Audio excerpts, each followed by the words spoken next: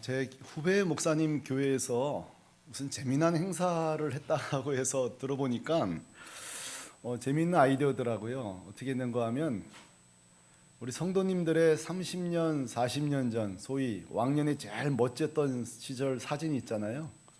그 사진을 이렇게 전시해 놓고 누군지를 맞춰보는 그런 게임이었더라고요. 예, 저희 교회도 한번 해볼까요? 어떻게 그 사진을 구했는지 모르겠어요. 우리 교회 성도님들은 왕년이 아니라 지금도 참 멋진 얼굴들이 참 많은데요. 자, 오늘 말씀에도 왕년에 한 인물이 아니라 왕년에 한 신앙했던 분을 제가 소개하려고 합니다. 왕년에 한 신앙했던, 신앙생활 잘했다 그 말이에요. 누구냐면 오늘 야곱입니다. 허풍이 아니에요. 진짜 야곱 인생을 전체를 한번 살펴보면은 정말 믿음의 사람이었습니다. 드라마도 몰아보기가 있는 것처럼 제가 야곱의 인생 전성기를 하이라이트 몇 장면을 사진과 함께 보여드릴 텐데요. 여러분 중에도 그런 자녀 나왔는지 모르겠습니다. 태어나기 전부터 하나님의 특별한 고지를 받고 태어났습니다. 뭐죠? 분명히 동생인데 장자가 될 거라는 특별 고지를 받고 태어난 게 야곱입니다. 특별하죠. 엄마 뱃속부터요. 두 번째로요, 영적인 체험 진짜 많이 했습니다. 28장 보면요, 베델에서 그런 꿈 꿔보셨어요? 눈 떠보니 사닥다리가 하늘에서부터 내려앉았는데 그 위로 천사들이 한 명도 아니고 오르락내리락하고 제일 위에 우리 하나님이 온 세상을 통치하는 모습으로 딱 서 있는 꿈도 꿉니다. 4장 넘어가서 32장 보면 기억하시죠? 야복강가에서 나는 축복하지 않으면 놀 수 없어요 하면서 천사와 밤새도록 새벽이 되게 씨름하다가 놀라운 축복받는 경험도 했어요. 35장이 이 야곱의 인생의 최절정입니다. 35장이 뭐죠? 속이는 자라는 이름에서 이제 이스라엘이라는 이름으로 바꿔주시면서 하는 말이, 이제 비로소 너희 할아버지 아브라함, 아버지 이삭 지나서 너 때 비로소 내가 큰 민족을 이루겠다고, 그 아브라함의 언약이 성취될 거라는 놀라운 이스라엘 국가의 조상이 될 거라는 약속을 받습니다. 그러면 야곱의 인생을 한마디로 말하면 하나님과 실과 바늘처럼 딱 붙어가지고 축복의 도구로, 하나님의 구속의 도구로 쓰임받은 사람이 야곱입니다. 그런데 오늘 아침 저는 좀 야곱에 대해 딴지를 걸고 싶군요. 저는 이렇게 오늘 아침 야곱에게 딴지를 걸 거예요. 야곱, 당신이 왕년에 신앙생활한 거 알겠어요. 근데 지금은 어떠세요? 야곱, 당신의 신앙 오늘은 어떠세요? 예전에 하나님의 그 구속의 도구로 잘 쓰임받는 건 잘 알겠는데 지금도 계속 그러세요? 저는 이렇게 오늘 야곱에게 묻고 싶어요. 동시에 이 질문은 현재 저에게도, 우리 성도들에게도, 그 다음에 우리 교회를 비롯한 한국교회에도 꼭 필요한 질문이에요. 왕년이 아니라 지금 내 신앙이 어떤가? 왕년의 좋은 교회가 아니라 지금 우리 교회는 하나님의 구원의 도구로 쓰임받고 있는가? 자, 야곱은 두말할 거 없이 왕년에 정말 의심할 바 없는 하나님의 통치와 다스림을 받는 구원의 도구가 확실합니다. 35장까지요. 그런데 여러분, 36장부터 야곱에 대한 묘사가 뭐가 좀 심상치 않습니다. 좀 이상하다고요. 더더군다나 36장부터 이제 요셉이 등장하기 시작하거든요. 요셉에 대한 묘사와 야곱에 대한 묘사를 이렇게 비교하고 보면요, 점점 격차가 벌어집니다. 요셉은요, 꿈을 꿉니다. 하나님의 꿈을 꿉니다. 그리고 하나님이 그 꿈을 해몽해 주고요, 이렇게 팔려가고 감옥도 가고 하지만 그래도 하나님과 동행하고요, 하나님과 소통하고요, 그리고 풍년과 기근이 오는 것도 이게 자연재해가 아니라 하나님이 하시는 일이구나, 하나님의 구원 역사구나, 하나하나 다 요셉은 알고 있어요. 왜요? 하나님과 교통하고 있으니까, 하나님과 교제하고 있으니까, 하나님의 그 구원 계획을 간파하고 있다고요. 그리고 하나님 앞에 민감하게 사용되고 있는 게 요셉이에요. 자, 반면에 야곱은요, 36장부터 사사건건 사건 사고에 연루됩니다. 본인도 사고도 치지만 자식들이 사고를 치고요. 또 보세요, 요셉을 특별하게 편애하잖아요. 아시죠? 그것 때문에 요셉을 형들이 미워할 수밖에 없게 되고, 그 결과 요셉을 팔아버리는 비참한 일이 벌어져요. 그리고 영적으로 지금 소통이 안 되니까 기근이 왔잖아요. 이 기근이 하나님의 구원의 계획인 줄 몰라요. 그냥 자연재해인 줄 안다고요. 그러니까 여러분 36장부터 야곱이 쓰는 용어나 단어나 표현 보세요. 절망한다든지 두려워한다든지 자녀를 원망한다든지 전혀 은혜로운 장면이 없어요. 오늘 1절도 마찬가지예요. 오늘 1절에서도 여러분 야곱을 한번 동태를 잘 살펴보세요. 아이들과 대화를 보세요.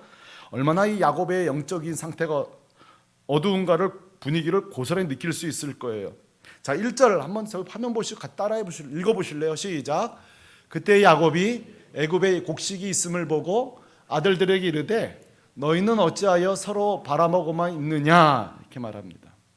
자, 여러분 여기서 야곱의 정체성은요 좋은 아버지예요. 그렇죠?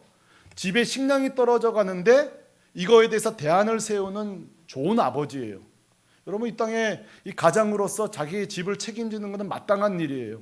식량이 떨어지고 어려움이 생기는데 노동하지 않는다? 그거 절대 안 됩니다. 뭔 짓을 하든지 우리가 성실하게 가장의 역할을 잘 감당하는 게 필요해요. 야곱은 여기서 아주 좋은 아버지라고 생각해요. 정보를 획득했어요. 애굽에 양식이 있구나. 정보력이 좋아요. 근데 보세요. 이 애굽에 식량이 있다는 사실만 들었지 아까 말씀드린 대로 이 애굽의 식량이 요셉을 통해 하나님이 마련한 건지 몰라요. 거기까지는 모른다고요. 그리고 여기 자식들도 보세요. 이게 여러분 그때 했을 때에 45장으로 가보면 이게 언제냐면 풍년 7년이 지나고 흉년 2년 차 때예요. 그래서 야곱이 뭐라는 거 아니? 영식을 빨리 구해와라. 그래서 우리가 살고 죽지 아니하리라. 지금 이 42장은요 죽을 지경에 온 지독한 심각한 기근에 있는 거예요. 근데 여기 보면 아들들의 모습을 보면 아들들이 그냥 멍하게 바라만 보고 있어요. 옛날 성경에는 너희가 어떻게 관망만 하고 있느냐. 여기 자녀들은 막연하게 시간 지나면 되겠지 이렇게 바라보고 있어요. 그래서 2절에 두 번째 다구쳐서야 이 아들들이 이제 움직이기 시작한다고요. 자, 이제 4절에 보면 이 야곱의 전형적인 불신앙이 등장하는데요. 자식들이 떠날 때에 너는 안 돼 하고 누구는 막죠? 베냐민은 또 못 데려가게 합니다. 왜요? 그렇죠? 4절에 그 이유가 나옵니다. 야곱이 요셉이하고 베냐민은 그 형들과 함께 보내지 아니하였으니 그 다음이 웃겨요. 읽어볼까? 시작. 이는 그의 생각에 재난이 그에게 미칠까 두려워함이니라. 전 묻고 싶어요. 그럼 나머지 자식은? 베냐민만 야곱 자식이에요? 나머지 자식은 뭐 재난 만나면 뭐 죽어도 된다는 거예요? 왜 여러분 여기서도 또 이거 왜 또 이거 편에 발동하죠? 베냐민 누구 자식이니까? 사랑했던 라헬 자식이니까. 이 버릇 또 못 고쳤어요. 그 요셉 편애하다가 엉망진창이 됐잖아요. 하나도 교훈을 받지 못했어요. 또 그렇게 요셉을 상실해놓고 여기서 또 베냐민만 편애해요. 여전히 이 편애 이걸 고치지를 못해요. 제가 오늘 말씀 보면서 사람이 좀 손해를 보고 큰일 당하면 고쳐지는데 그것도 아닌가 보다.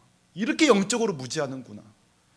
이 사람이 영적인 어둠이라는 게 자식을 잃어도 안 고쳐지는 거야. 이게 이 죄의 이 깊이라는 게 이렇구나. 사람 안 바뀌는가? 정말 이런가? 절망하게 되어져요. 여기서 여러분 또 하나 베냐민을 안 보내는 이유가 있습니다. 단순히 베냐민만 사랑해서가 아니에요. 진짜는 다른 아들을 못 믿은 거예요. 열아들을 믿지를 못하는 거예요. 자, 여러분 여기까지 이 야곱 가정의 영적 상태를 보세요. 부모가 자식을 못 믿어요.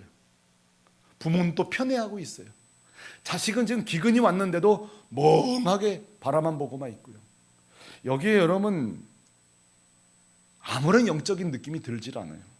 근본적으로 여러분 이 야곱이요 재난이 만날 것 같은 두려움을 겪고 있는데 사실 이거 말이 안 됩니다. 그 몇 장 앞에 우리가 아까 본 것처럼 35장에서 하나님의 베델 언약을 받거든요. 아브라함도 언약을 받고 이삭도 언약을 받지만 35장에서 베델 언약을 받는데 두 가지 언약을 받아야 하는 약속해 주셨어요. 하나는 너를 통해 큰 민족을 이룰 것이다. 두 번째, 네 자녀들 절대 안 망한다. 반드시 땅 주신다. 자, 여러분 이 믿음이 있다면 내 자식이 애굽으로 가든 바벨론으로 가든 하나님 지키시 안 지키셔요? 지키시는 거죠. 그러니까 사실은 자식을 못 믿은 게 아니라 베냐민만 사랑한 게 아니라 궁극적으로는 하나님의 말씀, 하나님에 대한 믿음이 없는 거예요. 하나님에 대한 믿음이 없으니까 세상 만사가 불평이고 세상 만사가 불안하고 세상 만사가 걱정인 거죠. 자, 야곱이 왕년에는 그렇게 하나님과 실과 바늘처럼 사역했으면 뭐하냐고요. 지금은 어쩌면 좋은 아버지일 수는 있을 거예요. 육의 양식을 구하는데 재빠르니까요. 그런데 보세요, 영적으로는요 자녀들이 영적 기근을 보지를 못해요. 여러분, 저는 이 집에 양식도 필요하지만 진짜 필요한 것은 영의 양식이에요.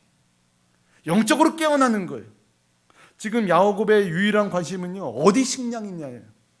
이거와 더불어 또 하나 관심은 뭐야 돼요? 우리 가정 어떻게 하면 살아날 것인가? 내 영혼이 어떻게 살아날 것인가? 오로지 35장까지는 주의 복음과 그 구원과 그 어떤 생명을 위해 살았다면 42장 오늘 모습은요 그냥 이 땅에서의 생존을 위해서 버둥거리는 모습이에요. 여러분, 성도는요 두 가지 정체성이 있지 않나요?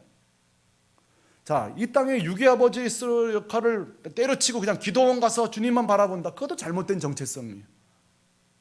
반대로 우리가 하나님 앞에서 우리 아이들을 믿음으로 잘 키우고 영적인 아비가 되는 건 포기하고 돈만 많이 벌어다 주고 다 사주면서 내가 못한 게 뭐 있어? 그것도 잘못된 정체성이에요.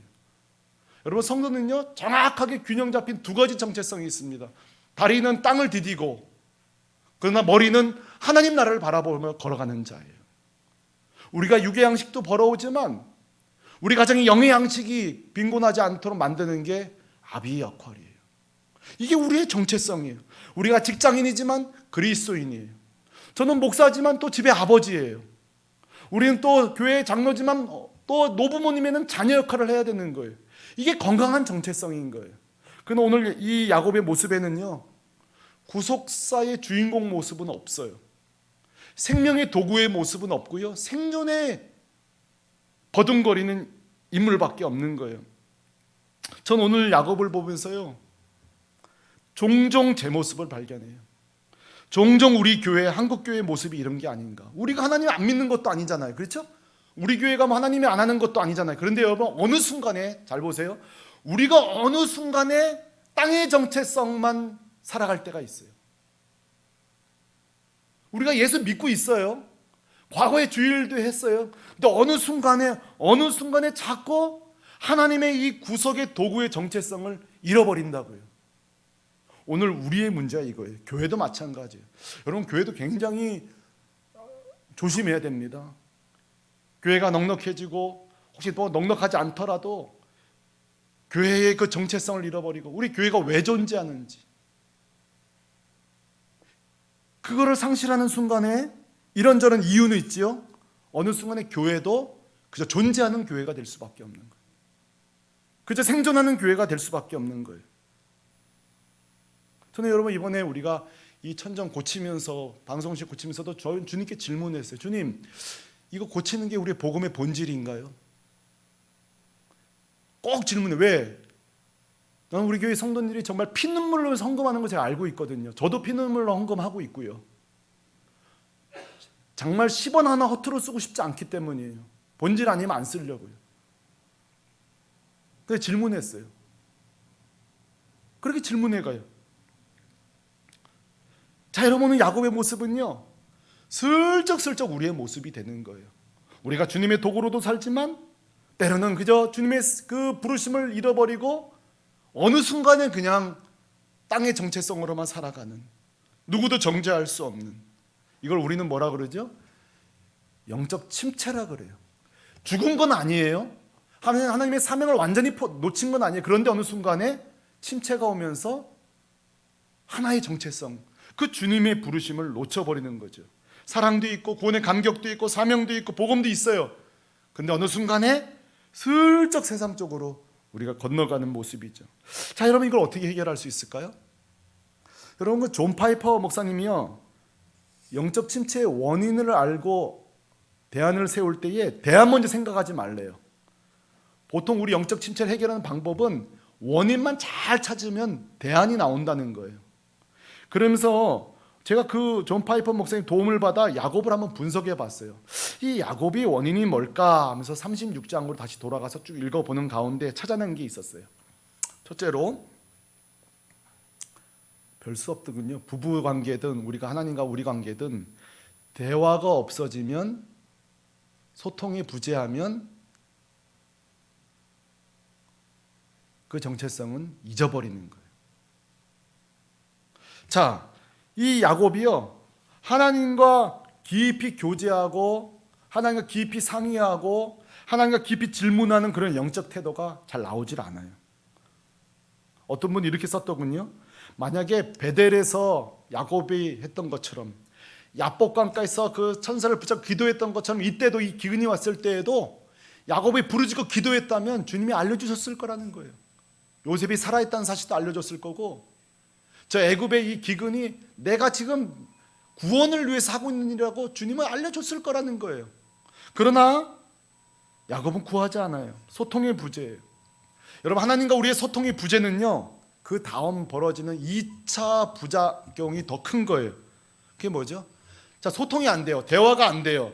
그럼 하나님의 뜻이 우리에게 오질 않는 거죠. 부부 사이에도 대화가 없고 소통이 안 된다. 그러면 서로의 생각을 못 읽는 거죠.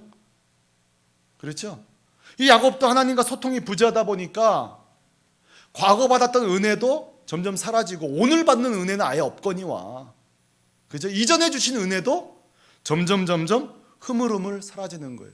저는 애굽에서, 광야에서 하나님이 왜 일주일치 음식을 안 주고 일용할 양식을 주셨을까 생각해 봤어요. 저는 그것이 영적인 신비가 있다고 생각해요. 이게 우리 신앙생활이구나. 딱 하루치 주거든요. 하나님 째째해서 그럴까요?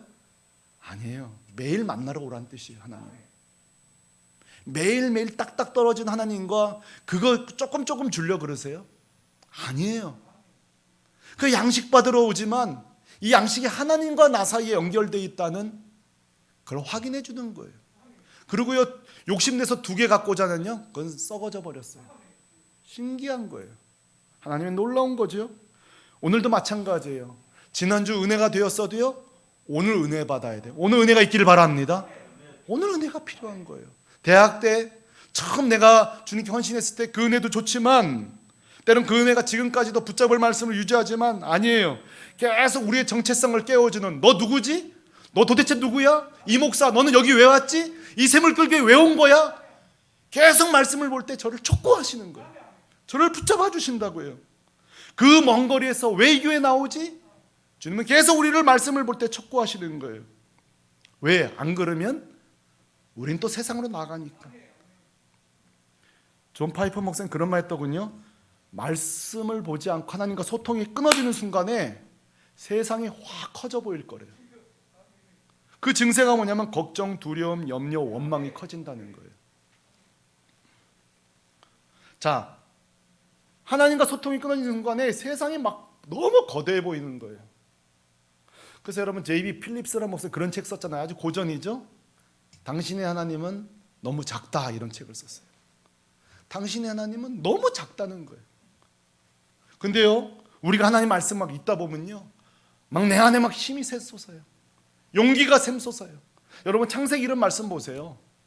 바로 하나님 움직이는 대로 움직이는, 기근, 비, 가뭄, 하나님 통제 아래 있는 거예요.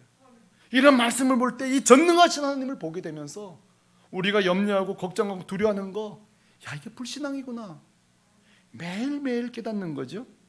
하나님과 소통이 부재하고, 그러니까 하나님이 그 언약에 망각되어지고요, 결국 마지막 종착역이 뭔지 아세요? 자신의 사명, 정체성을 상실하는 거예요. 내가 이 교회에 왜 왔지? 그 정체성을 상실하는 거예요. 내가 왜 목사가 됐지? 왜 장로가 됐지? 그 정체성을 상실하는, 그리고 그저 주님 다시 오심도 잊혀지고 천국도 잊혀지고 이 땅에서 그냥 생존하는, 그저 존재하는 사람으로 우린 살아가는 거예요. 그리고 또 어려움 생기면 그때마다 기도하고, 신앙생활이 오늘 여기서 내가 잘 사는 도구화 되어버리는, 그죠? 하나님이 나를 위해 존재하는, 내가 하나님을 위해 존재하는 것이 아니라. 오늘날 우리에게 시급한 게 뭘까요? 정확하게 정확하게 자신을 보는 거예요.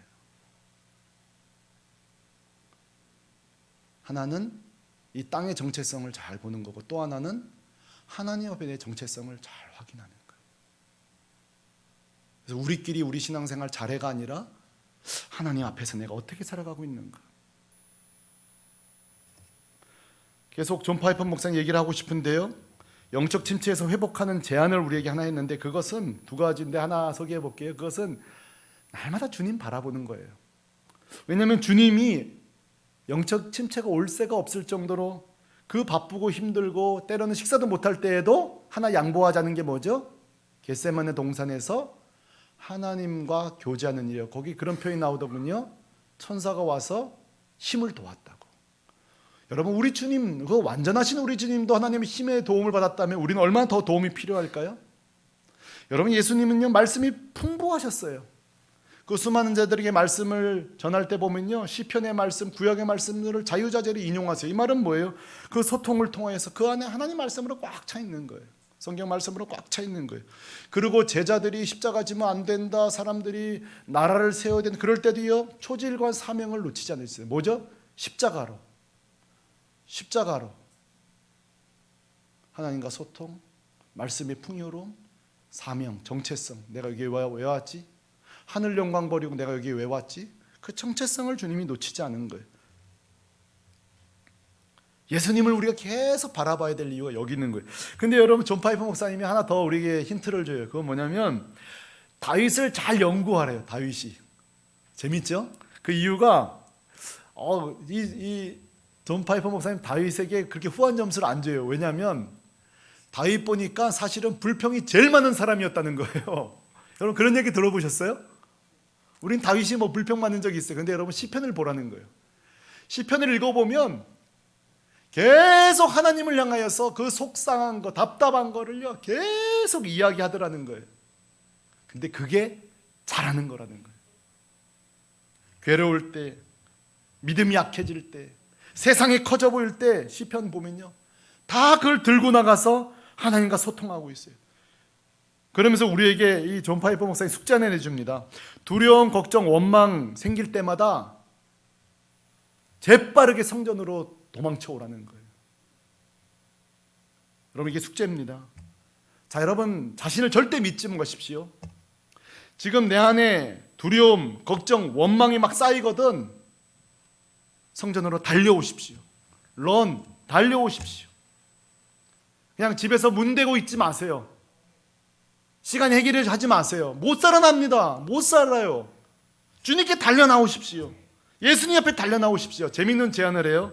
이 존파이 목사님, 혹시 옥상이 있거든 옥상이라도 올라가래요. 뛰어내리라는 뜻이 아니고요, 하늘 좀 보라고. 저 하늘 좀 보라는 거예요. 하늘. 그리고 구름을 그 하나님의 임재로 보라는 거예요. 이번 주에 옥상 올라가실 분 많을 것 같은데요. 공통점은요, 우리 영혼을 그대로 내려두지 말라는 거예요. 그러면서 시편 42편 5절을 이렇게 얘기하는데요, 같이 한번 읽어보고 싶어요. 이 말씀 시작. 내 영혼아, 내가 어찌하여 낙심하며 어찌하여 내 속에서 불안해하는가?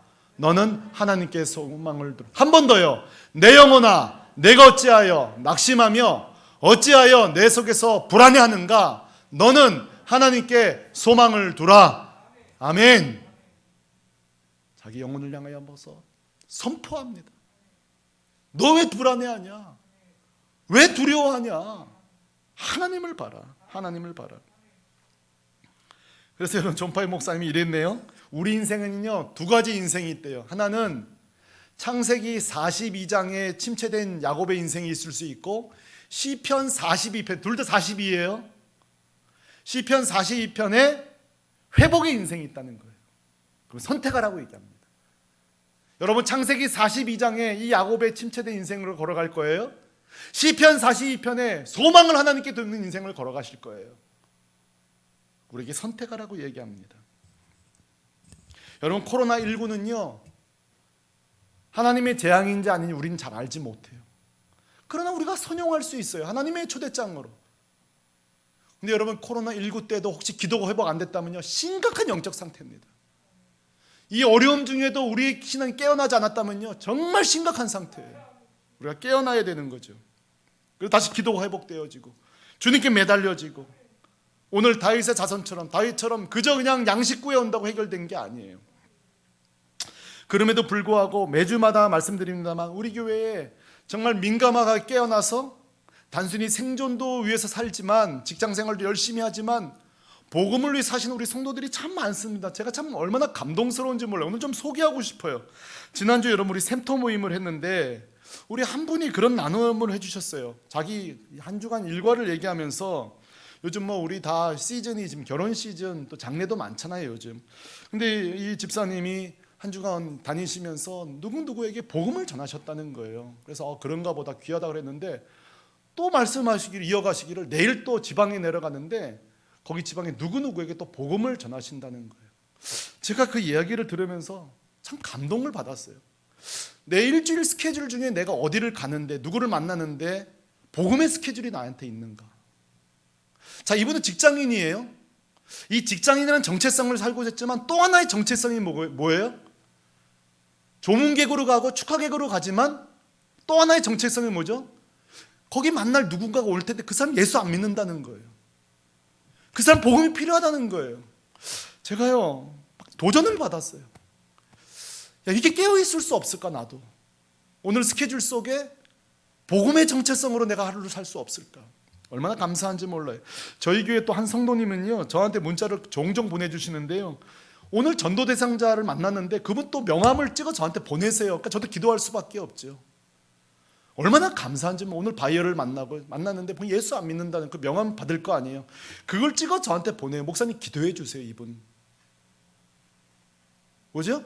돈 벌러 우리가 나가잖아요. 그 우리 육신의 정체성이 있어요. 또 하나 정체성이 뭐예요? 사업을 하면서도 이 사람 복음이 필요하구나, 예수가 필요하구나. 우리 박정호 이명숙 집사님 서초구에 사시는데요, 저희 교회를 지난주에 등록을 하셨는데요, 사실 저분들이 저 서초구에 그 산자락 밑에 좋은 데 사십니다. 근데 여기까지 오신 이유가요, 자녀들 전도하려고, 자녀가 여기 빵집을 열었는데 전도하고 싶어서 오신 거예요. 근데 내가 참 감사하기도 하면서, 이 먼 거리를 막혔다면 1시간이 넘고요, 안 막혀도 45분 넘는데 참 고마우면서도, 부모가 그냥 빵집 잘 되면 다 끝나는 거잖아요. 근데 집사님 저한테 그래요. 목사님 빵집 잘 되는 건 중요하지만 저희들 예수 믿어야 된다는 거예요. 저희들 예수 믿어야 된다는 거예요. 그래서 일로 이사 올 수 있도록 기도해 달라는 거예요. 또 믿음이 얼마나 큰지 또 집도 다 알아보고 하셨어요. 2년 뒤에 올 건데 제가 그래서 믿음대로 주님 되게 해 주십시오. 복음을 위해서 이사 오겠다고 하니 주님 믿음대로 되게 해 주십시오. 저희 교회 이렇게 이번 주 또 이렇게 수술들이 많았잖아요. 근데 보면요, 제가 이렇게 신방 가보면 저랑 약속한 것도 아닌데 또 저 신방하는 동안 누가 또 음식 싸가지고 오는 거 보면 얼마나 기쁜지 몰라요. 야, 이렇게 우리 교인들이 오손도손 어려울 때 돕고 사는구나. 또 누구 수술이 있다 그러면 찾아가셔서 수술비도 주고요. 제가 다 알고 있어요. 참 우리 성도들 보면서 그 복음의 촉이 살아있는 거예요. 이걸 우리는 사도신경 읽을 때 성도가 서로 교통하는 것을 믿사오며, 여러분 마음 가운데 누구를 돕고 싶거나 섬기고 싶으면 그 주님 주신 마음이에요. 그게 바로 성도가 서로 통하는 것을 믿사오며, 이게 성도의 교제예요. 아주 민감하게 주님의 필요를 채워드리는 거예요. 섬기는 거죠. 저는 오늘 말씀을 준비하고 우리 성도들을 바라보면서 저 자신에게 회개하면서 질문해요. 이 목사, 넌 여기 왜 와 있지? 너 한 주 어떻게 살고 있어? 내년 계획은 어떻게 할 거야? 복음의 계획은 갖고 있어? 주님의 구속사의 역사 가운데 넌 도구로 쓰일 준비돼 있어? 혹시 이 교회 그저 존재와 생존을 위해서 수리하는 것 조금 하고 그렇게 교회가 잘 이끌어가기만 하고 있는 거 아니야? 주는 저에게 계속 질문해 오셨어요. 여러분에게도 같은 질문을 드려요. 하루, 주간, 한 달 나에게 내가 그리스도인 하나님의 구원의 도구로서의 일정이 있는지, 스케줄이 있는지, 정체성이 있는지, 그리고 우리가 민감하게 어디를 가든지 잠든 영혼이 아니라 깨어있는 영혼으로 주님 뭘 원하시죠? 오늘 출근합니다 주님. 주님 오늘 누구누구 만나는 거 아시죠? 그분 예수 안 믿는다면 내가 어떻게 좀 접근하면 좋을까요? 계속 깨어서 민감하게 동참하고 사용되고 주님 앞에 섰을 때에 어제 신앙생활 잘했다가 아니라 오늘 지금 주 앞에 잘 살다 왔다 칭찬받는 우리 사랑하는 샘물교회 공동체 되시기를 주 예수 그리스도의 이름으로 축원합니다. 우리 이 시간 같이 찬양 부르고 기도할 텐데 한번 다 자리에서 일어나시겠습니까? 저는 오늘 말씀 준비하면서 내년 계획을 막 생겼어요. 우리 교회 선교회 위원회 부서 뭘 해야 될까 생각하다가요, 그거부터가 아니구나. 먼저 우리 모두가 영적으로 깨어서 주님과 가까이 소통을 먼저 하자. 소통하다 보면 우리 영혼이 깨어나고 정체성이 깨어나고 뭘 하실지도 가르쳐 주겠지. 그래서 오늘 11월 달 12월 달이잖아요. 2달 동안에 하나님, 내가 내년에 어떻게 살면 좋을까요? 주님 다시 오실 날 점점 다가온 나는 어떻게 살면 좋을까요? 또 여러분, 우리 교회를 위해서 기도해 주세요. 우리 교회가 어떻게 좀 내년에 섬기면 좋을까요? 어느 교회가 이사역 하니까 이거 말고요, 그렇죠? 어느 교회 이거 하니까 부흥됐더라, 그거 말고요. 진짜 우리 교회가 해야 될 일, 우리 성교회가 해야 될 일, 우리 여전도회가 해야 될 일 뭔가요? 주님, 기도하면서 할 텐데 그 출발이요, 저는 이 찬송이라고 생각합니다. 주께 가까이 날 이끄소서. 간절히 주님만 바랍니다. 그리고 후렴이요, 목마른 나의 영혼 좀 주님 채워주세요. 만져주세요. 깨닫게 해주세요. 여러분, 이 찬송하면서 정말 주님과 실과 바늘처럼 내내 살아가기를, 그 시작점이 되는 찬양 되길 바라면서 같이 찬양하십시다.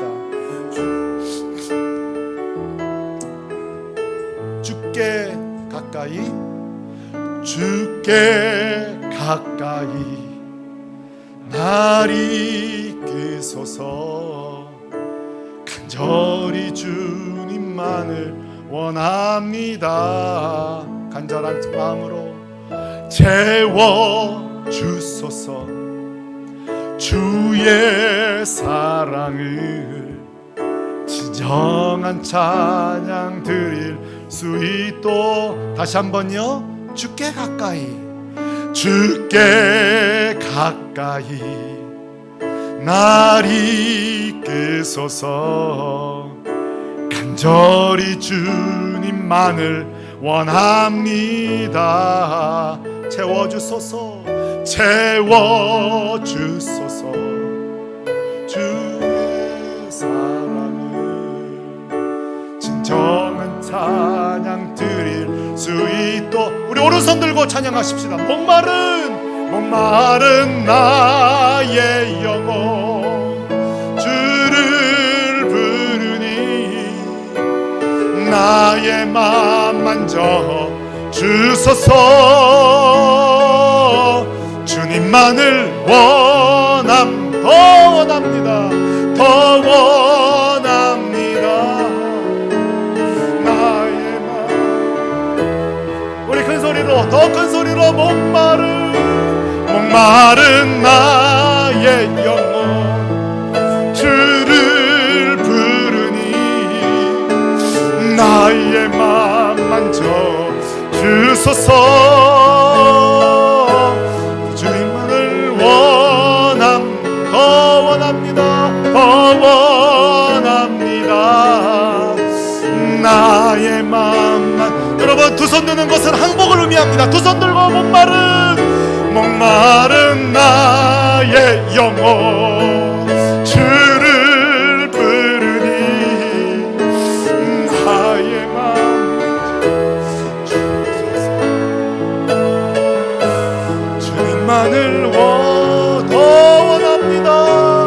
더 원합니다. 나의 맘 만져 주소.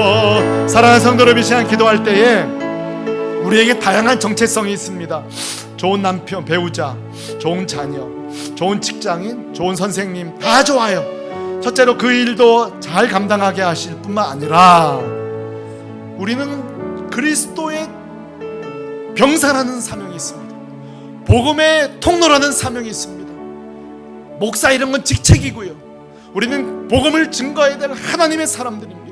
이 정체성을 상실한 채 살아가서 안 됩니다. 주님, 이 시간에 내 또 하나의 진정한 정체성, 예수 그리스도의 복음의 도구로서 어디를 가든지 하루 일과 직장 생활 가운데, 스케줄 가운데 누구를 만나든지 이 복음의 정체성을 내가 살아나게 하여 주십시오. 나를 좀 살려주십시오. 우리 한번 같이 기도하며 나가겠습니다. 기도하겠습니다. 할렐루야.